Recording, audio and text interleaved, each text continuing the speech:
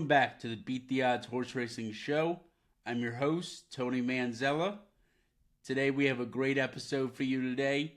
We will be giving you my reactions from this weekend's Risen Star Stakes card from the fairgrounds and my top 25 Kentucky Derby horses.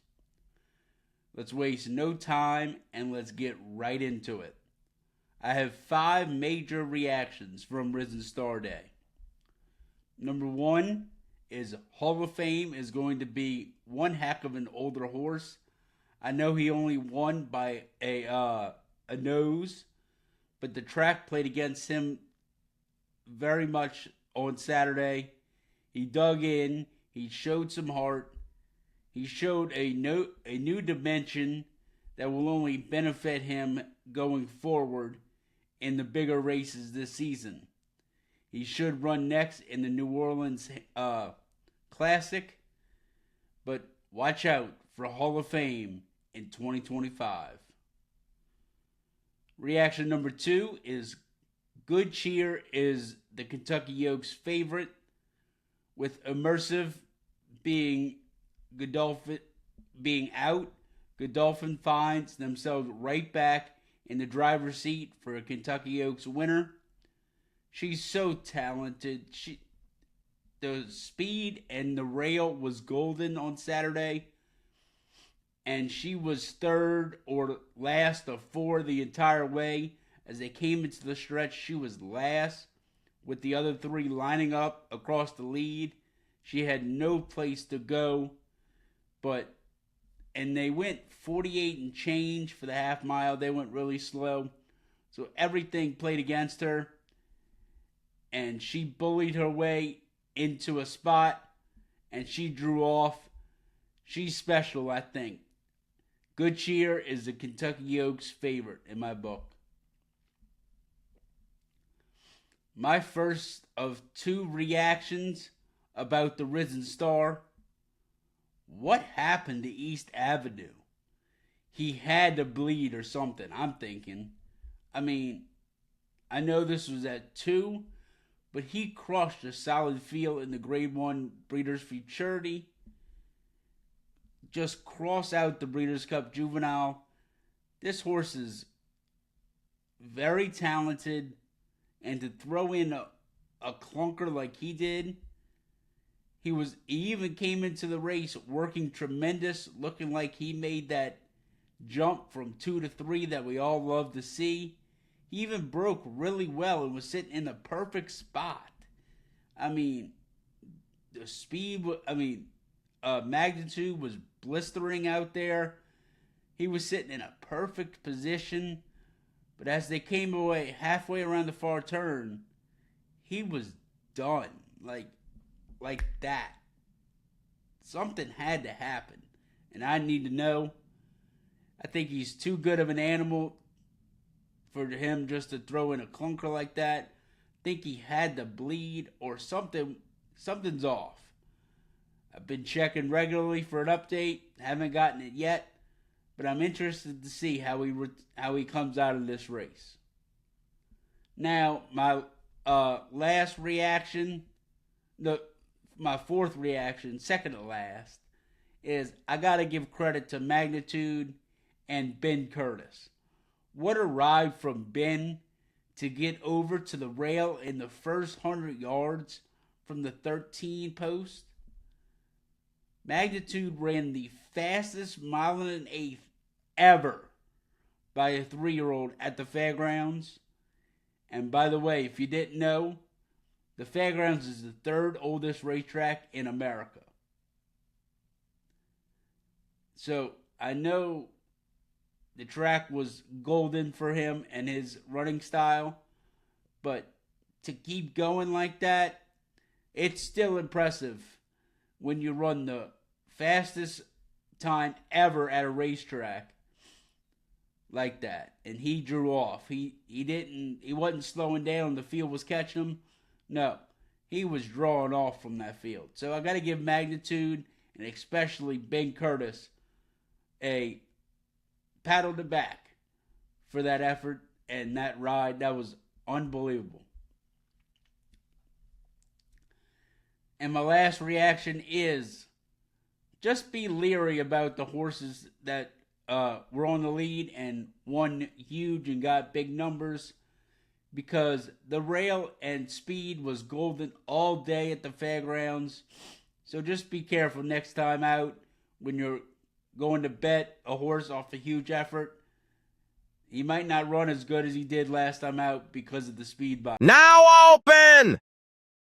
The Beat the Odds Horse Racing LLC store is officially open. With over 100 horse racing themed products, including shirts, hoodies, stickers, and more, you're sure to find something you love.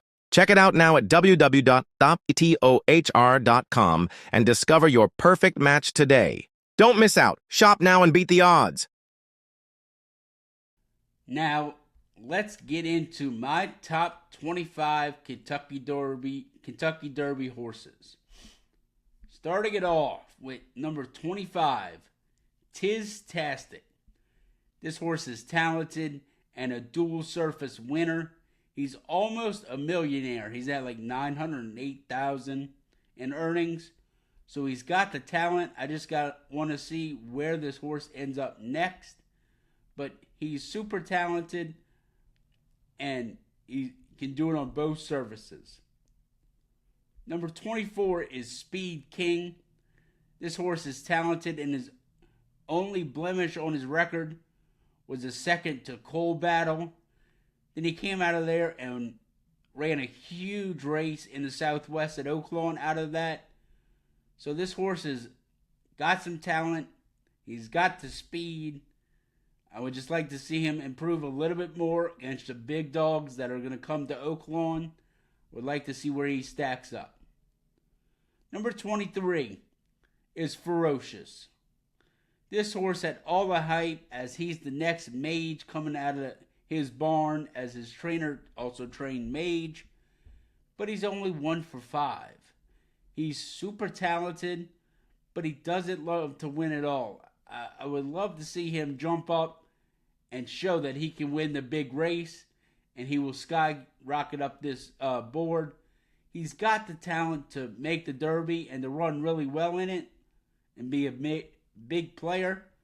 But I just got to see him get over that hump and get that big time win. Number 22 is Coal Battle, the small connection horse. I hope he can keep it up. He's 4 for 6 lifetime. He won a really, what's the word I'm looking for? A key race in the Springboard Mile. And I'm really interested to see him run again. He went up to Oaklawn out of the Springboard Mile and got the W.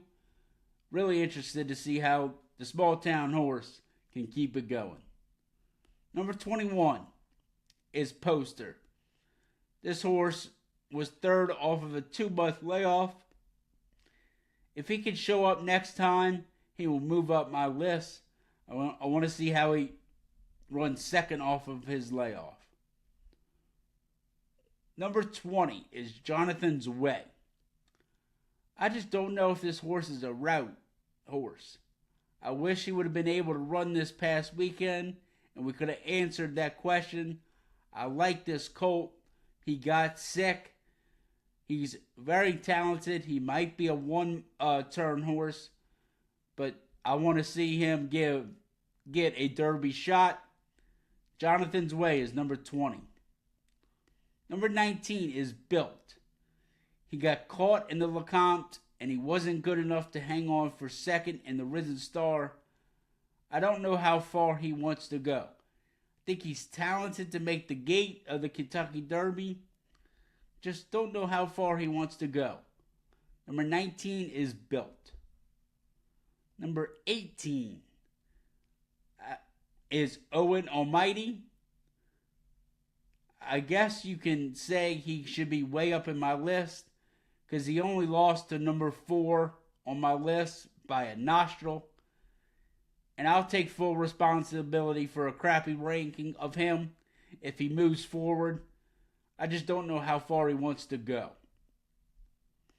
Number 17 is gaming.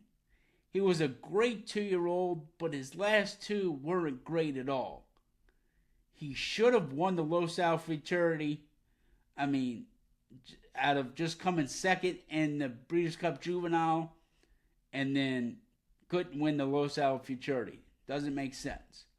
Then last time out, he had a terrible trip from the one hole, and Bob said if he draws it again, he's going to scratch him. But I need to see more. I need to see that he made that jump from 2 to 3.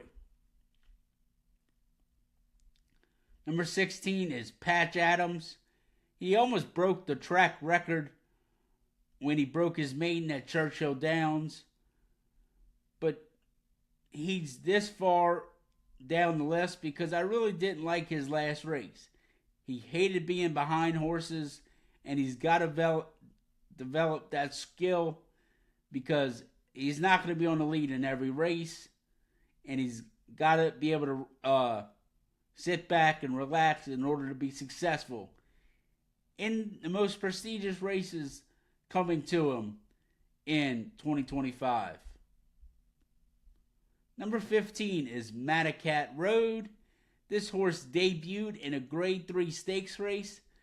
That goes to show you what they think of this horse.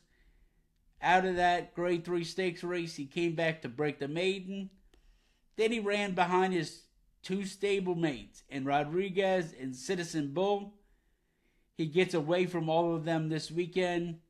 If he wins, he may skyrocket up the board, but he's running at Oaklawn this weekend, and I'm interested to see how he faces against no other horses in his stable. He finally gets away from them, and he should run well at Oaklawn. Number 14 is Rodriguez. This authentic horse is a talented colt. He demolished his foes to break the maiden. But Bob has the champ in this barn, and he can't divide them all up. He's going to have to run some together. He ran a nice second behind Citizen Bull. Maybe he's going to run second in the Santa Anita Derby or San Felipe, wherever they go, behind Citizen Bull. But I would like to see him get away from him and show us really what he's got. Rodriguez is 14. Number 13, a new addition to here, and a horse that is coming off a maiden win, coming from a maiden win to a very nice stakes second. Give me 13, Caldera. Wayne Lucas loves to run his horses, and I think he's run this horse into form. He ran way too good to lose in New Mexico to getaway car. This horse is a nice colt, so give me Caldera at 13. Number 12, I got to put him on this list and pretty high up. I know everything I said in my reactions, but number 12 is Magnitude. He's got to be on this list after the Risen Star. And like I said, he ran the fastest 5 mile and an eighth in Fairgrounds history by a 3-year-old. That takes some talent. Maybe it's the new dimension that he's going to have. Magnitude is number 12. Number 11 is Toppin Street. This horse has a huge maiden win, and he showed that it wasn't a fluke. He ran pretty good in the Holy Bull and came second behind Burnham Square. So I think this horse has got some talent. Just got to see the improvement as we get toward the first Saturday of May. Give me number 11, Tappan Street. Now, number 10 is River Thames. The talent is there, but I would like to see how he stacks up against the best of the best in his division. But his wins at Gulfstream Park have been nothing but very impressive, and I think he deserves a very good shot to get into the Kentucky Derby. Number 9 is Journalism. I loved his win in the Los Al Futurity. He bested a getaway car and Getaway Car has shown that he's moved on from 2 to 3. But journalism, he's got the pedigree, he's got all the tools and the talent to be a top Derby horse. I'm very excited to see how he starts his 3-year-old campaign. Number 8 is Sandman. Now this horse is very, very talented, but he doesn't win much. He's a closer, and it all depends on trip for him.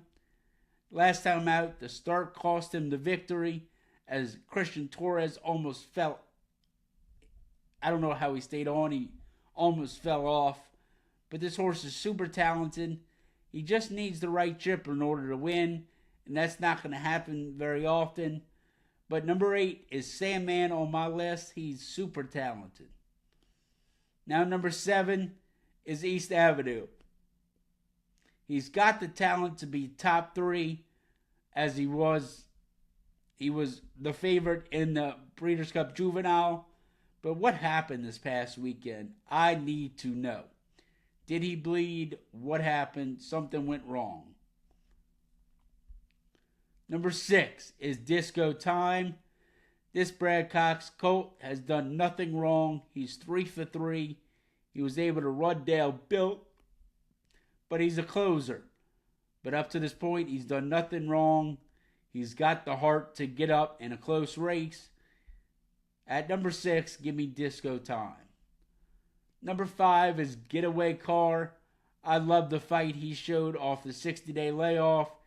And as we get close to the first Saturday in May, Bob Baffert will have him on tilt even more. He'll have him even more ready to go. At 5, give me Getaway Car. Number 4 is John Hancock.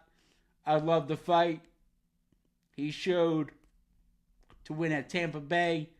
I like that. That could come in handy as we get into the bigger races. I love a horse that can get into a dog fight and get the job done. Number 3 is Burnham Square. His win at Gulfstream Park was just awesome. I love how he drew off from that field. Give me Burnham Square at 3. Now the top 2, probably Universal. Maybe just flip-flop. Who knows? At 2, give me Barnes. He's done nothing wrong except nothing. I mean, this horse is just, he barely won his debut. Then he drew off in Stakes Company. It blew the doors off that field. Give me Barnes at 2. At 1, give me the champ. Give me Citizen Bull. No surprise. He's done nothing wrong. He's the Breeders' Cup champion. He showed he can come back at 3. He's made that jump. And he's a dog. This horse is a beast. Bob Baffert, in my book, has the top 2 horses for the Kentucky Derby. Thank y'all for listening. Make sure y'all like, comment, subscribe. Let me know what y'all want to see in the comments. And y'all beat the odds.